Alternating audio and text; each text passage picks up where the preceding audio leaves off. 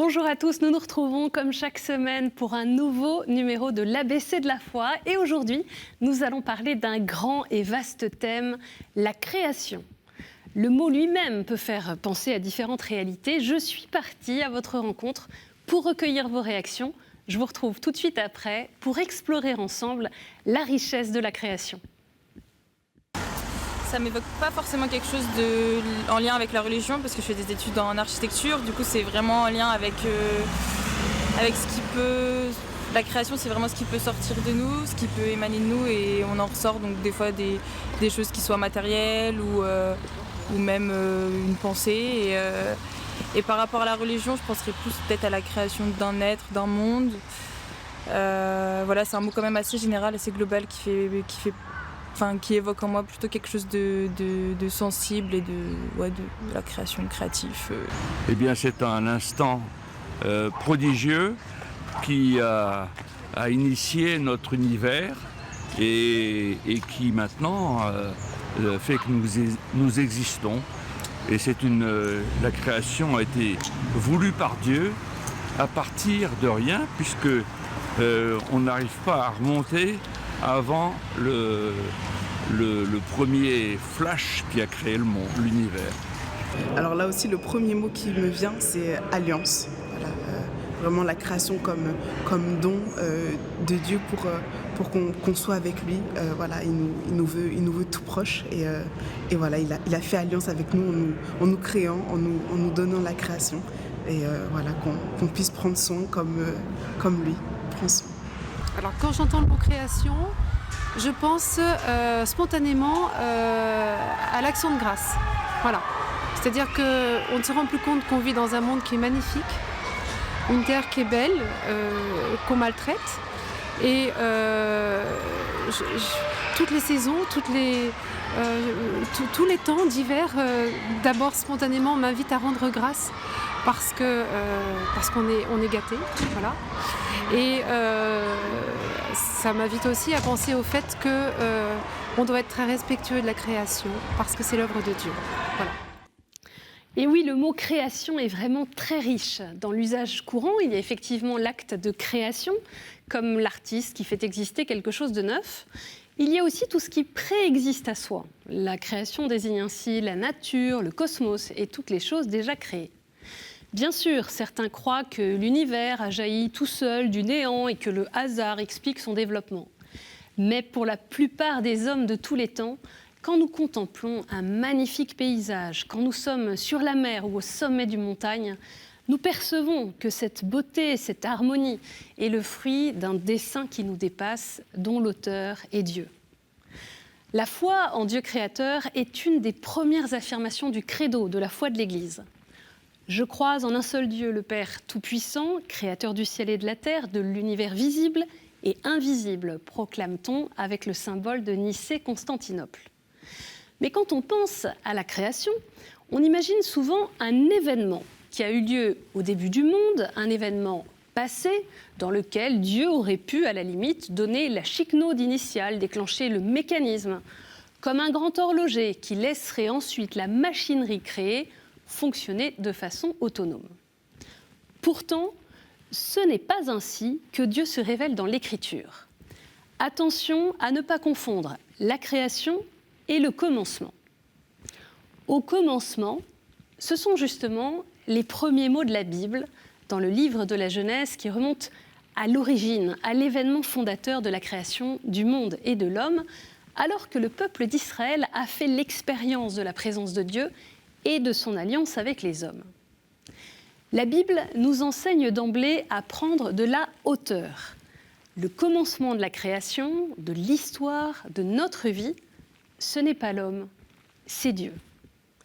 Dans ce premier récit poétique, au chapitre 1, la création opérée par Dieu dure 7 jours. On entend 10 paroles créatrices et cela nous fait penser aux 10 paroles données par Dieu à Moïse sur le mont Sinaï, qu'on appelle les 10 commandements. Les 3 premiers jours, Dieu pose le cadre.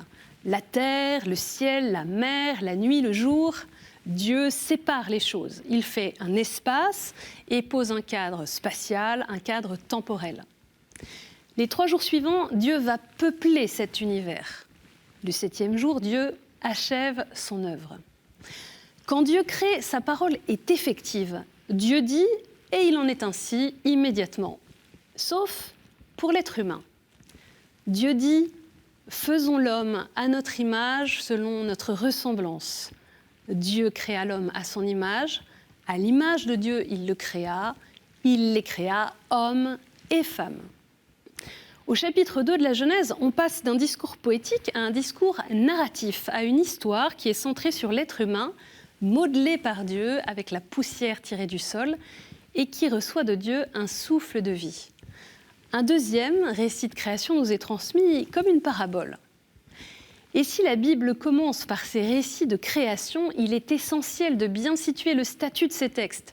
Nous n'avons pas ici un reportage en temps réel sur la façon dont le monde aurait été créé par Dieu en 6 jours, plus un jour de repos. Les premiers chapitres de la Genèse ne nous racontent pas comment ont été créés le monde et donc les êtres humains, mais pourquoi, selon quel plan, quel projet de Dieu. C'est ce que nous allons essayer de découvrir maintenant.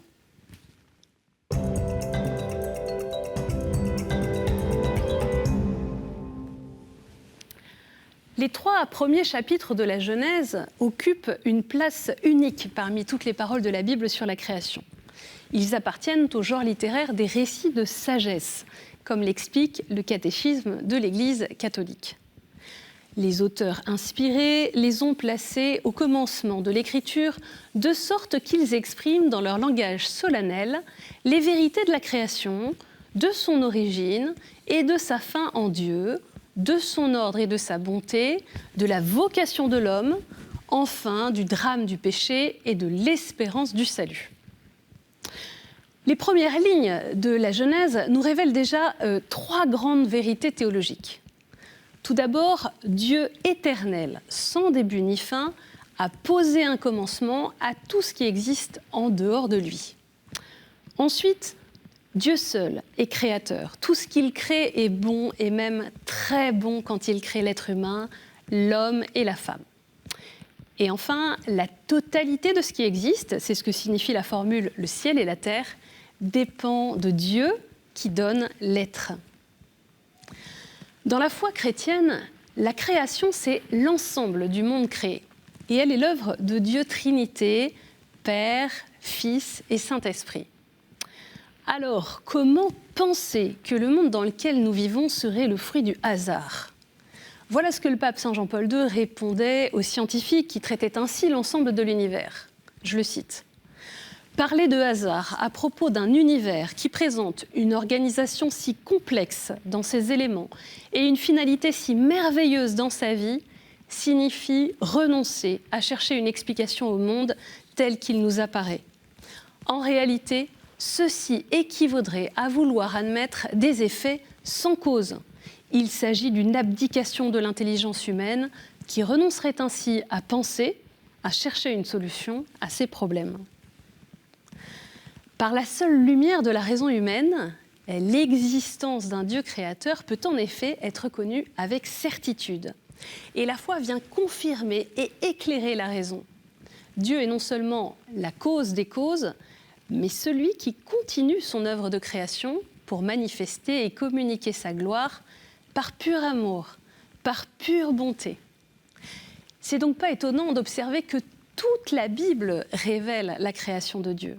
C'est tout au long de l'histoire, et plus spécifiquement en Jésus-Christ, que Dieu se révèle. Confesser un Dieu créateur, c'est confesser un Dieu qui agit tout au long de l'histoire des hommes. La création n'est donc pas un événement du passé, mais un événement toujours actuel, qui se renouvelle à chaque instant et qui conduit l'homme vers son accomplissement. Avec la création, Dieu n'abandonne pas sa créature à elle-même. Il ne lui donne pas seulement d'être et d'exister, il la maintient à chaque instant dans l'être, lui donne d'agir et la porte à son terme. Les premières pages de la Bible nous montrent combien nous sommes créés pour transmettre la vie à la manière de Dieu, pour prendre soin de la création, comme le redit le pape François. Dieu a mis la création dans nos mains pour que nous puissions entrer en relation avec lui et reconnaître l'empreinte de son dessein d'amour auquel nous sommes tous appelés à collaborer jour après jour. L'homme et la femme sont des êtres de communion, de relation, faits pour Dieu et capables de Dieu. Tu nous as fait pour toi, Seigneur, et notre cœur est sans repos tant qu'il ne demeure en toi, disait magnifiquement saint Augustin dans les Confessions. Nous sommes image de Dieu dans la communion. Et c'est l'altérité, donc homme et femme, qui est image de Dieu. Nous ne sommes pas le produit hasardeux et dépourvu de sens de l'évolution. Chacun d'entre nous est le fruit d'une pensée divine, rappelée magnifiquement Benoît XVI. La création est la manifestation de l'amour tout-puissant de Dieu, le premier pas vers l'alliance de Dieu avec l'humanité.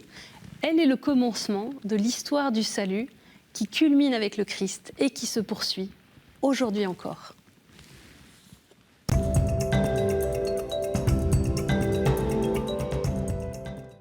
Alors prenons d'abord le temps de sortir du rythme effréné du monde moderne. Comme il est bon de pouvoir contempler la nature, la création et s'émerveiller de leur beauté pour peut-être reconnaître l'œuvre de Dieu créateur.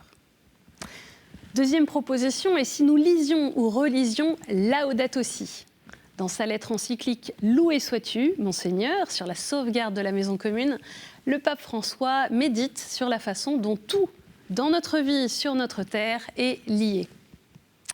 Et puis troisième piste, comment promouvoir concrètement par un style de vie personnel, communautaire, sobre et solidaire, une écologie intégrale.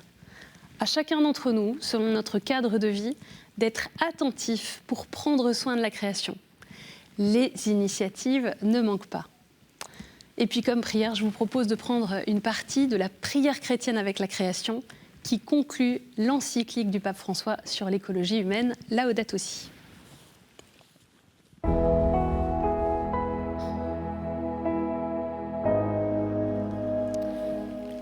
Au nom du Père et du Fils et du Saint-Esprit. Amen. Nous te louons, Père, avec toutes tes créatures qui sont sorties de ta main puissante. Elles sont tiennes et sont remplies de ta présence comme de ta tendresse. Loué sois-tu. Fils de Dieu Jésus, toutes choses ont été créées par toi. Tu t'es formé dans le sein maternel de Marie, tu as fait partie de cette terre et tu as regardé ce monde avec des yeux humains. Aujourd'hui, tu es vivant en chaque créature avec ta gloire de ressuscité. Loué sois-tu. Esprit Saint, qui par ta lumière oriente ce monde vers l'amour du Père et accompagne le gémissement de la création, tu vis aussi dans nos cœurs pour nous inciter au bien. Loué sois-tu. Ô Dieu, un et trine, communauté sublime d'amour infini, apprends-nous à te contempler dans la beauté de l'univers où tout nous parle de toi. Éveille notre louange et notre gratitude pour chaque être que tu as créé. Donne-nous la grâce de nous sentir intimement unis à tout ce qui existe. Amen.